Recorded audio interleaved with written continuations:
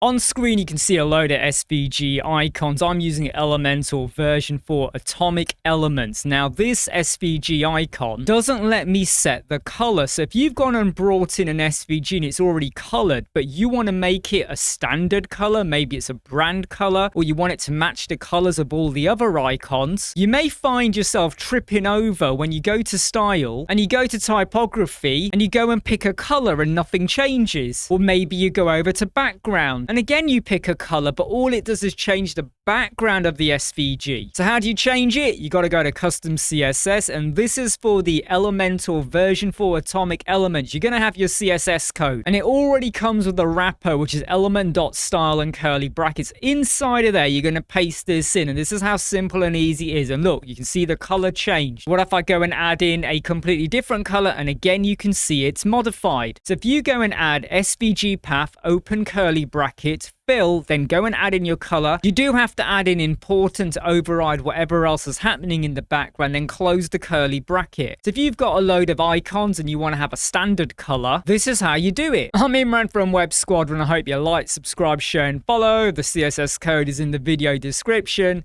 Take care. See you soon. Bye.